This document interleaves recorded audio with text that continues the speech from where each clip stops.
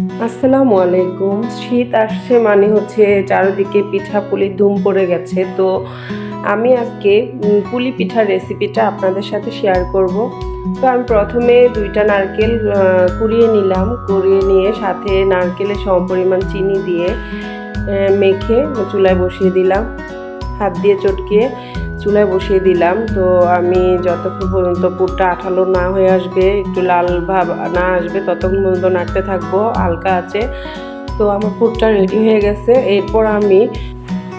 এরপর আমি আটা এবং চাল সম পরিমাণে নিয়ে পানি ফুটিয়ে ওখানে আটার ডো তৈরি করে নিব। ভালোভাবে মথে নিব ডোগুলা।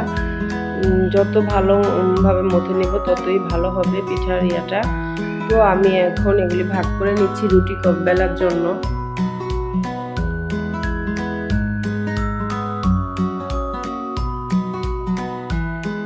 এরপর আমি রুটি বানিয়ে নিলাম।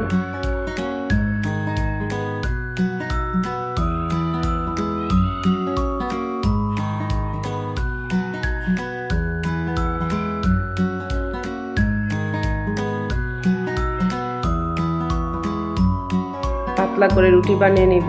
এরপর এখানে পুর দিয়ে দিয়ে বিভিন্ন ডিজাইনে বিভিন্ন শেপে আমি পিঠা তৈরি করে নিব। যে কোনো ডিজাইন, যে কোনো শেপ দেওয়া যাবে, কোনো সমস্যা নাই।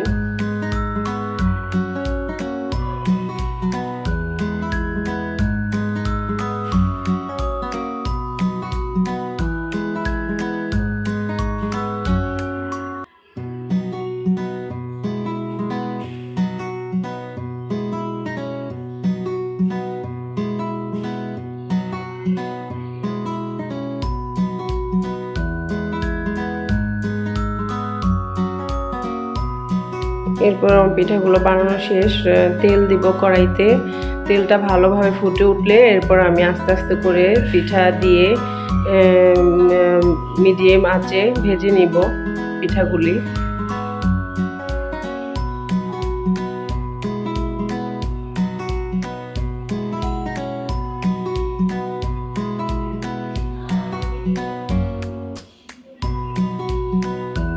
তো আমি পিঠাগুলি ভেজে নিচ্ছি।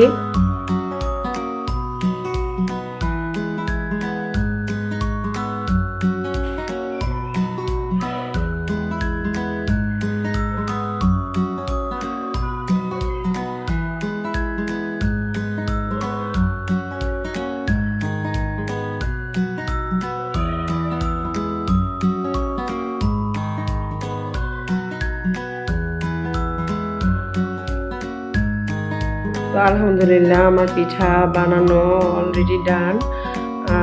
আমি ভেজে নিয়েছি। খুব সুন্দর হয়েছে পিঠাগুলি। তো এটা হচ্ছে আমার খুব পছন্দের একটি পিঠা। আপনাদের কাছে কেমন লাগবে জানি না, আপনারাও চেষ্টা করবেন, বানিয়ে খেয়ে দেখবেন, মজা লাগে অনেক। আমার পুলি পিঠা আমার অনেক পছন্দের একটা পিঠা। তো আপনারাও তৈরি করে দেখবেন, ভালো লাগবে নিশ্চয়ই। তো টেক কেয়ার, আল্লাহ হাফেজ।